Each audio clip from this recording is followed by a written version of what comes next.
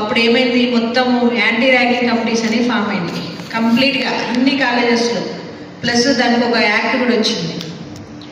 So ragging ఎవరైనా చేస్తే ఖచ్చితంగా శిక్ష పడుతుంది అనే విషయము మొత్తం పిల్లల్లోకి వెళ్ళింది, స్టూడెంట్స్లోకి.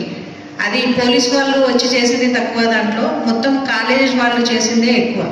సో ఇప్పుడు కూడా మనము ఈ యాంటీ డ్రగ్ కమిటీస్ ఏవైతే ఉన్నాయో అని తెలియపరచడానికి మేము ఉంటాము, కానీ మీది ఎక్కువ బాధ్యత అని చెప్తున్నాను. ఎందుకంటే మ్యాక్సిమం టైము ఇప్పుడు మనం ఎంప్లాయీస్గా ఎట్లయితే మనం ఆఫీస్లో ఉంటామో మ్యాక్సిమం టైం పిల్లలు కూడా మన దగ్గరే ఉంటారు. మీ అందరికీ ఆ పిల్లలు మీ పిల్లలాగే చూస్తారు ఖచ్చితంగా. టీచర్స్ అందరు కూడా గురువుని మించిన మార్గదర్శకులు లేరు. సో ఆ టైం అంతా కూడా మీతోనే స్పెండ్ చేస్తారు. కాబట్టి ఏ స్టూడెంట్లో ఏ చేంజ్ వస్తుందో మీ అందరికీ బాగా తెలుసు. మేడం ఇందాక చెప్పారు 2500 మంది కాలేజు అమ్మాయిల్ని హ్యాండిల్ చేయడము చాలా tough task madam. Hats off to you.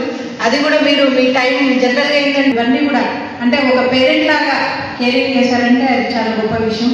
So మనమందరం కూడా ఆ పిల్లలు ఏవైతే స్కూల్ అంటే కాలేజ్కి వచ్చే పిల్లలు బాగా చదివే పిల్లలు ఉంటారు, సడన్గా గ్రూపింగ్ అయిపోతారు, రీజన్ తెలియదు. ఒకవేళ జోషి గారు చెప్పినట్టుగా మన ఎక్సెస్ గారు చెప్పినట్టుగా సిమ్టమ్స్ తెలిసిపోతే మొత్తం కౌన్సిలింగ్ చేద్దాం. ఫస్ట్ కొద్ది రోజులైతే కౌన్సిలింగ్ చేయాల్సి ఉంటుంది. పిల్లల్ని ఖచ్చితంగా శిక్షించలేము. ఎవరైతే కన్స్యూమ్ చేస్తున్నారో వాళ్ళకి కౌన్సిలింగే ప్రధాన ఆయుధం.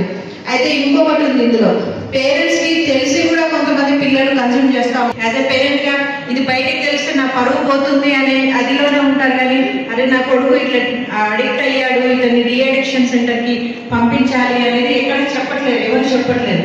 అదే మనం అంతకుముందు మార్కులు ఎక్కువ వస్తే మాత్రం గొప్పగా మనం సొసైటీలో చెప్పుకుంటాము, ఫెయిల్ అయితే ఎవరికి చెప్పాము, ఫోన్ కూడా ఎత్తాము. సో అట్లాంటి సందర్భాలు ఉన్నాయి. కానీ వచ్చిన తర్వాత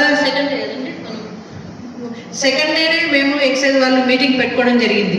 అసలు ఎక్కడెక్కడ ఉంది, మన దగ్గర గంజాయి ఉందా, ఇంకేముంది, ఏ ప్లేసెస్లో తాగుతున్నారు, ఏ కేటగిరీ ఆఫ్ పీపుల్.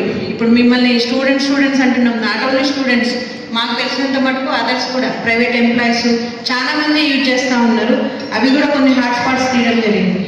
సో మా ప్రయత్నం ఏదైతే ఉందో దాంట్లో మీరందరూ కూడా చేయగలిగితేనే మనమందరం సక్సెస్ అవుతాము. ఖచ్చితంగా మీరు ఎవరిని అబ్జర్వ్ చేసినా కూడా సరే, మీరు చెప్పలేకపోయినా సరే అట్లీస్ట్ వాట్సాప్ బట్ ఇన్ఫర్మేషన్ మాత్రం ఖచ్చితంగా ఇవ్వండి. అంతేగాని మాకు మీకు వస్తుందేమో అట్లాంటి ఎందుకంటే వాళ్ళు మనకి వెళ్ళాలి వాళ్ళు. సో అలాంటి members non teaching staff, parents, students మంచి వాళ్ళకి పెట్టుకోండి.